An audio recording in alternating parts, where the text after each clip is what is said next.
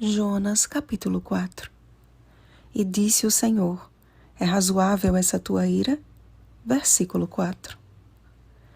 Inconformado e irado com a ação dos ninivitas e com a reação de Deus, Jonas fez uma oração que confirma a razão de ter fugido.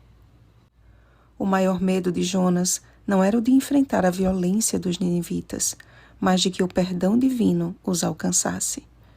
Tira minha vida, porque melhor me é morrer do que viver, foi o pedido desesperado e inconsequente do profeta. Jonas pensava que assistiria de camarote à destruição daquela cidade, semelhante ao que aconteceu com Sodoma. Apesar de seus acessos de ira e senso de justiça própria, Jonas conhecia o Deus que servia. És Deus clemente e misericordioso, e tardio em irar-se, e grande em benignidade, e que te arrependes do mal. Diferente da versão tirana criada pelo pensamento de que Deus é um ser que tem prazer em destruir os desobedientes, a experiência de Nínive certamente é uma prova inquestionável de que ele não tem prazer na morte do perverso. Antes, deseja que ele se converta dos seus caminhos e viva. Ezequiel capítulo 18, versículo 23. A paciência de Deus para com o profeta foi tão grande quanto o foi com os ninivitas, se não maior. Porque Jonas era conhecedor da palavra, mas aquele povo não sabia discernir entre a mão direita e a mão esquerda. Eram ignorantes acerca do que era certo e do que era errado. Deus, então, em sua infinita misericórdia, permitiu que aquele seu zeloso servo aprendesse uma inesquecível lição de amor, misericórdia e perdão. Jonas construiu um abrigo provisório para assistir o que aconteceria à cidade. Em seu desconforto, Deus fez crescer sobre ele uma planta que lhe daria um pouco de alívio em meio ao calor do Oriente.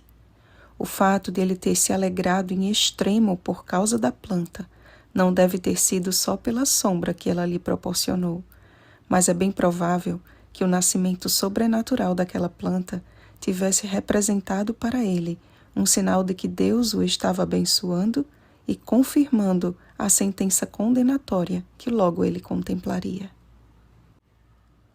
Contudo, a planta secou, o calor tornou-se insuportável.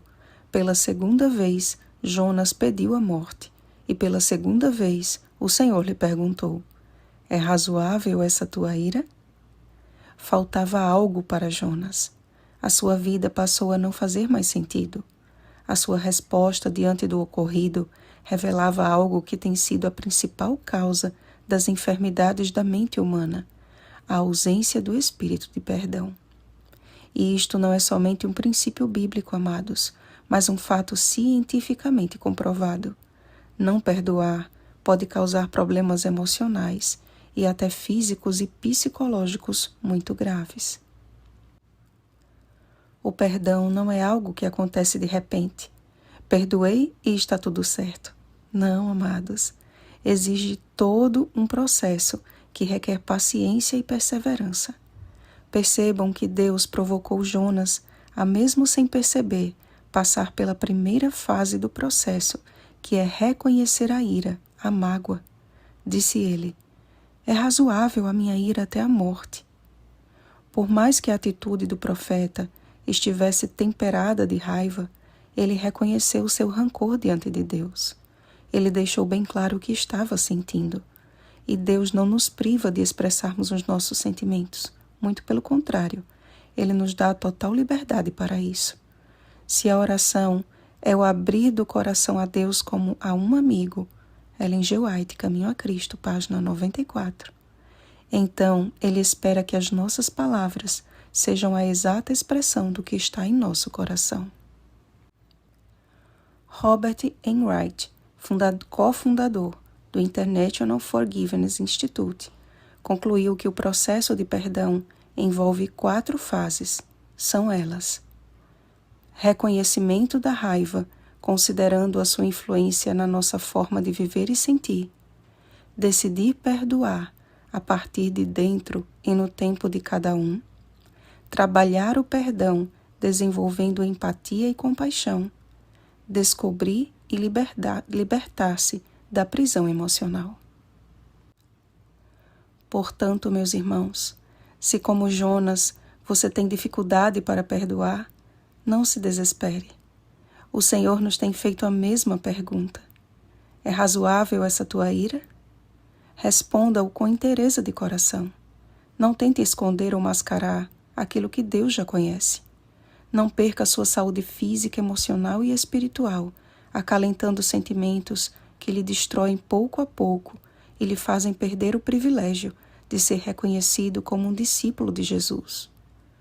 Nisto conhecerão todos que sois meus discípulos, se tiverdes amor uns aos outros. João capítulo 13, versículo 35. E de tornar-se perfeito, como perfeito é o vosso Pai Celeste.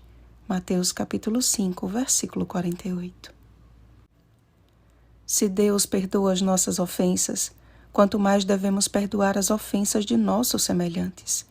Permita que o Espírito Santo derrame em seu coração a abundante chuva do amor de Deus. Romanos capítulo 5, versículo 5. E que a sua vida seja uma manifestação do milagre do perdão. Faça das palavras a seguir a sua oração neste dia também. Ó Senhor meu Deus, dá-me um coração misericordioso e compreensivo. Ajuda-me, Senhor, a não fugir dos teus propósitos. Ajuda-me, Pai, a ter coragem para assumir os meus erros e forças para enfrentar as consequências deles. Ajuda-me, Deus meu, a fazer a tua vontade. Ajuda-me, meu Redentor, a ser o que queres que eu seja. Ajuda-me a perdoar o meu semelhante. Em nome de Jesus. Amém.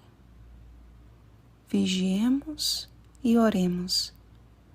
Bom dia, perdoados pelo Pai e perdoadores de seus irmãos. Oremos pelo batismo do Espírito Santo. Oremos uns pelos outros. Rosana Garcia Barros.